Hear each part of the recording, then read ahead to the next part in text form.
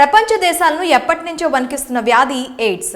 మానవులను వణికిస్తున్న ప్రాణాంతక వ్యాధుల్లో ఎయిడ్స్ ఒకటిగా మారిపోయింది. దాదాపు ప్రతి ఏడాది 10 లక్షల మంది ఎయిడ్స్ బారిన పడుతున్నారు. వేల సంఖ్యలో మరణిస్తున్నారు. ఇలా ఈ వ్యాధి ప్రతి ఒక్కరిని భయపెడుతూ బాధిస్తుంది. హెచ్ఐవికి చికిత్స లేదు, కానీ నివారణ ఒకటే మార్గంగా భావించేవారు. అయితే కొన్ని ఏళ్లుగా ఈ వ్యాధిని నివారించడానికి ఎంతో మంది శాస్త్రవేత్తలు కృషి చేస్తున్నారు.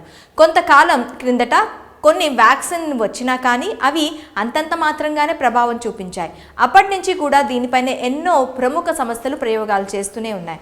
ఈ క్రమంలో తాజాగా సైంటిస్టులు మరో వ్యాక్సిన్ తయారు చేశారు. ఇకపై ఈ వ్యాధికి చెక్ పెట్టొచ్చు అంటున్నారు వైద్య నిపుణులు.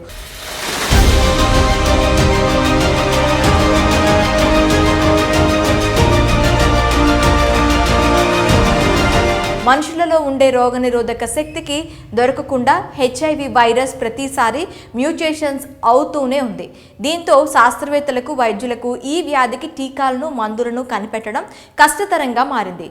ఇప్పటి వరకు మొత్తంగా 7 వ్యాక్సిన్ డోసులను ప్రజల్లోకి తీసుకుని వచ్చారు, కానీ అవేమీ కూడా అంత ప్రభావం చూపించలేదు.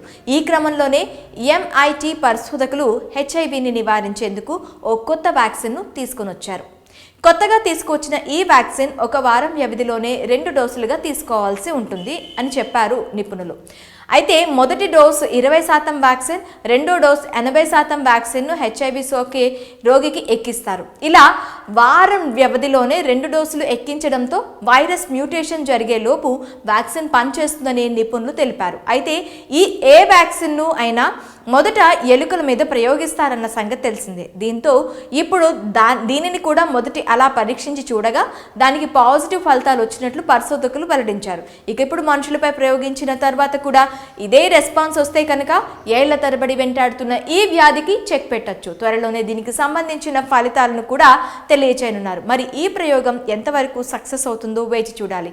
అలాగే అధికారికంగా ఈ వ్యాక్సిన్ను ఇండియాలోకి ఎప్పుడు తీసుకొని వస్తారు అనే విషయాలపై కూడా ఇంకా క్లారిటీ రావాల్సింది. ఒకవేళ ఇదే కనుక సక్సెస్ అయితే ఎంతో మందికి ఉపశమనం కలుగుతుంది, ఎంతో మంది ప్రాణాలు రక్షించినట్లు అవుతుందని చెప్పడంలో ఏ మాత్రం సందేహం లేదు. మరి హెచ్ఐవికి వ్యాక్సిన్ రావడంపై మీ అభిప్రాయం ఏంటి?